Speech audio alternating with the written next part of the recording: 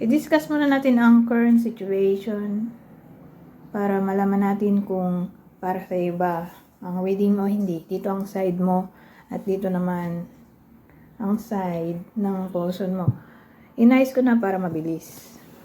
Kasi mahirap siyang i-arrange dahil masyadong malaki yung mga card. So, magsimula na tayo. Dito muna tayo sa side mo. Yan lang kapag nilalagay ko yung kamay, daliri ko, kamay.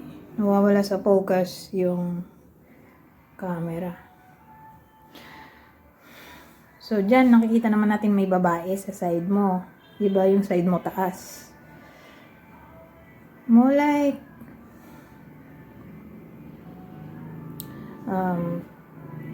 yung babae dito ay nasa 40 years old and above.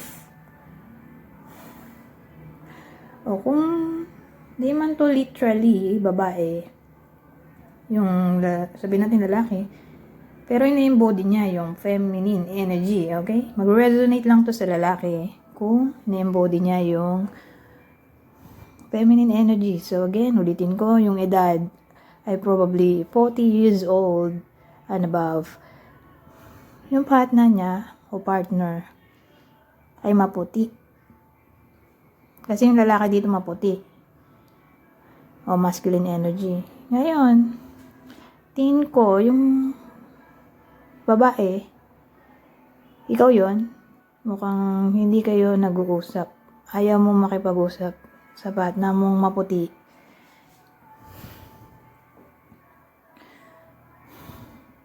For some reason, siguro nga kasi dahil may third party na involved kasi sa side niya. So, dito naman tayo sa baba. Yan. Dito sa baba, may comma. Blonde woman o female money. So, ang dating yung person mo ay may third party. So, yun siguro ang reason bakit di mo siya kinakausap dahil may third party na involved sa kwento nyo. Pero tingin ko, karmic connection lang ang meron sa kanila. Kasi may karma tayo dito. Tapos may money. So, siguro, pinipiraan lang ng person mo yung blonde woman na to. So, pag sinabi mong blonde female, may kulay yung buhok niya. Hindi itim. Nagpakulay ng buhok. O literal na ganyan talaga kulay ng buhok niya. Iba. Hindi itim. O pwedeng foray na to. Who knows? So, kunin nyo lang yung info na sa tingin nyo ay para sa inyo. Pero again, tingin ko itim ang buhok mo. Or regardless ko anong kulay ng buhok mo. Pero yung other woman, mukhang blonde. Okay? Hindi itim ang buhok. Ngayon,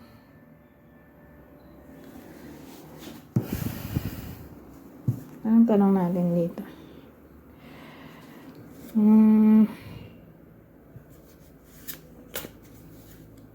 Hindi kayo nag-uusap, diba? Ibang deck na nga lang gamitin ko. Ito.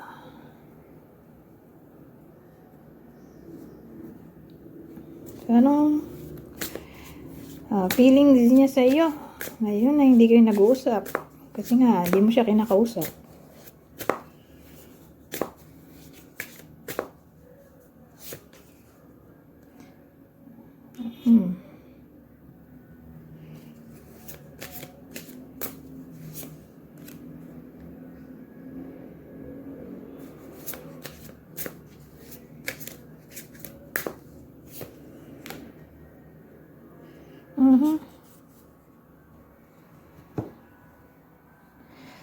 So, dito sa kwento natin mukhang ikaw yung original. Karmic connection lang yung meron sila nitong blonde woman. So, malamang third party to ang blonde woman.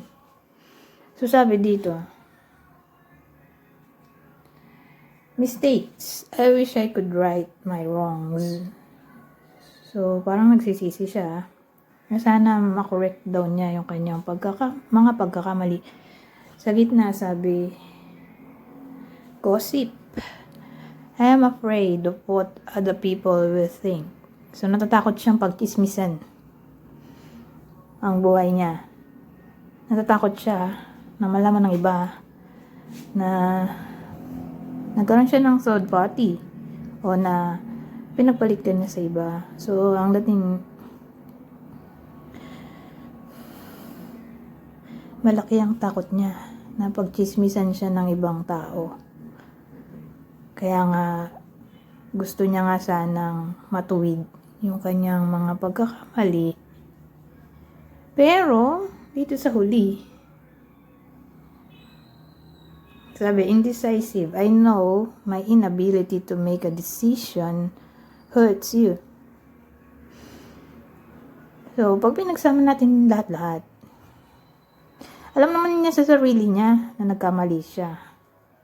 Natatakot nga siya, di ba? Na pagchismisan siya ng ibang tao. Kaya lang, sa point na to, hindi pa rin siya makapili. Sad to say.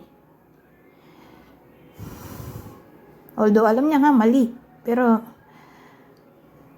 hindi pa rin siya makapili. Mahal niya rin kasi itong other person, itong third party niya. Mahal ka rin niya. Pero mahal niya rin yung third party. So ngayon, wala siyang mapili sa ngayon. Although, alam naman niya nagkamali siya. Pero nahirapan nga siyang mamili.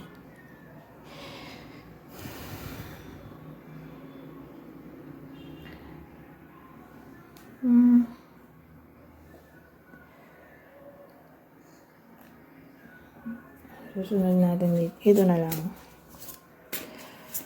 Anong future ng connection yung dalawa? Ay! Kumusta nga pala sila ang kwento dito? So, more like sila ang bida. Nakalimutan ko. So, anong feelings niya dyan sa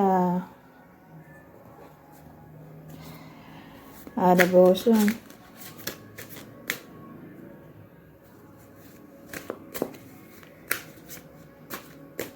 Anong current feelings niya? Breaking point.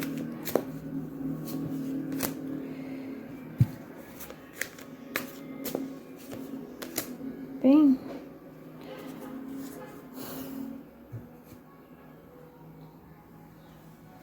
So, sabi dito, breaking point. Death. Depth. Pain.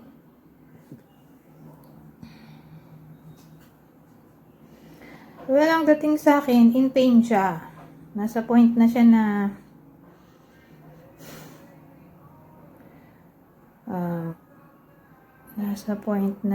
na nahihirapan na siyang mag-decide na para bang naipit siya sa gulo na alam niya sa sarili niya kailangan niyang mamili, kailangan niyang umaksyon. Kaya lang, nahihirapan nga siya. So, tingin ko na-stress siya nowadays. Kasi nga, important din sa kanya itong third party. Nahihirapan siya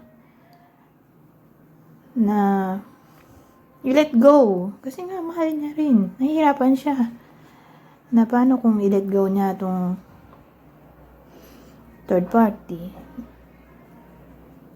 Kumbaga, nahihirapan siya makita yung third party sa piling ng iba.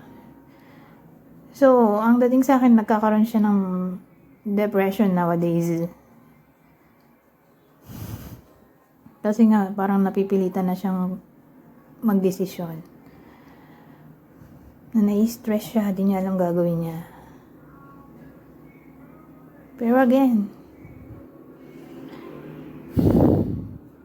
mahal niya rin to. In pain siya kasi nga wala siyang magawa. Hindi niya kayo pwedeng pagsabayin. Although gusto niya talaga to. Pero hindi niya nga pwedeng isabay sa'yo.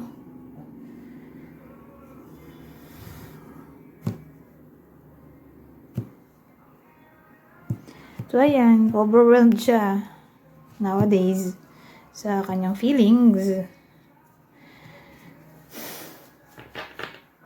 Hindi niya alam anong gagawin niya.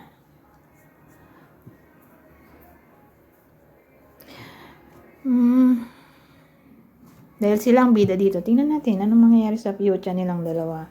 Gamitin natin tong playing cards.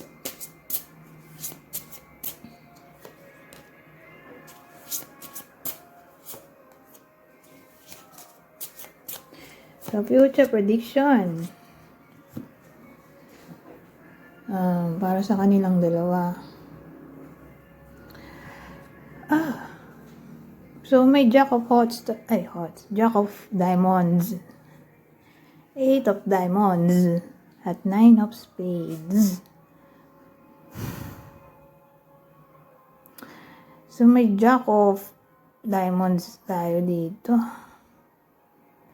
At, tawag dito, 9 of Spades. Well, ang dating sa akin, di ba, mayaman kasi to. Tingin ko mayaman kaysa sa'yo. Tong other person. Kumbaga, generous siya sa kanya. Kaya nga niya nagustuhan. Kasi marami siyang napapala na benefits. Okay? Kaya niya minahal dahil sa pera. O sa kung anong tatanggap niya sa kanya. Ngayon, sa future, mukhang maghihirap yung other woman. Kasi parang may darating na kalbaryo sa buhay nila. More like dun sa buhay ng other woman.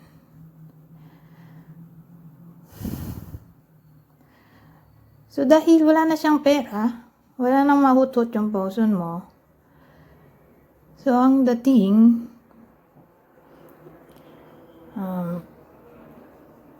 lalabas ang tunay na motibo ng person mo. At ang tunay na motibo ay hut-hutan lang talaga. Okay? Kasi parang ang dating, mahal niya kasi may napapala siya. Sa future, dahil maghihirap nga yung other woman, maghihirap parang kakalbaryuhin yung source of money niya. O business, who knows, o career. Wala na siya mahut-hut, di lalabas na yung tunay na kulay na ang motibo lang talaga niya ay manghut-hut ng pera. So, lolokohin siya in a way na ipapakita niya na siguro yung totoong kulay niya. At pagsisilosin siya. Lalo na kung alam na nga the woman na may presence mo. So, ang dating lagi niyang babanggitin ikaw sa kanya para magselos siya at gumawa siya ng maraming pera. Kasi pag nagselos siya, ang tendency, gagawa siya ng maraming pera para ma-provide dito sa other person. So, ganun yung way ng kanyang torture o manipulation, brainwashing. Pagsisilosin niya yung other woman dahil sa iyo. Kung alam nung other woman na may ikaw. Okay? Na para ang gagawin niya, para hindi siya iwan, maghanap siya ng pera para lang mabigay sa person mo. Ngayon, kung di niya alam ang tungkol sa iyo at ikaw lang ang may alam tungkol sa kanya. So, ang dating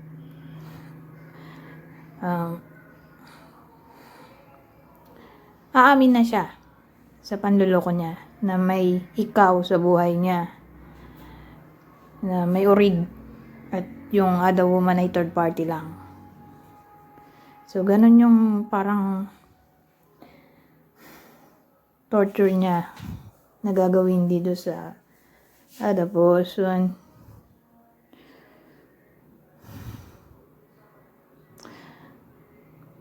Na para bang Kung sakali nga di niya alam. At ikaw lang ang may alam tungkol sa kanya. Eh di, yun nga sasabihin ng person mo na may orig talaga siya. At third party lang talaga yung other woman. Na parang, kung gusto mo talaga ako, gawin mo to. Kailangan ko ng maraming pera. Kailangan kong bumili ng mga ganito, ganyan. So, para hindi kita iwan, ibigay mo sa akin itong mga needs ko. Wants. Ganyan. So, nakakaawa rin pala. Sa bandang huli, yung other person o other woman. Sa bagay, karmic connection nga lang kasi talaga ang meron sa kanila. Kasi pag karmic connection,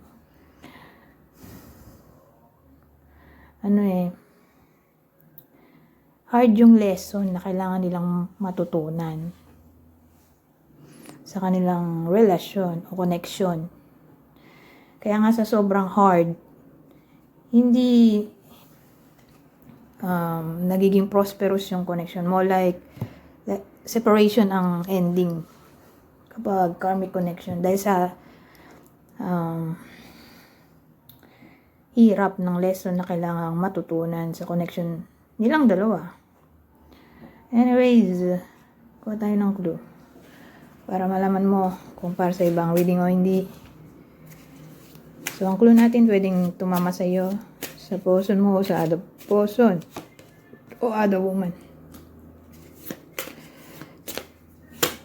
Gemini, Scorpio, Virgo ulit,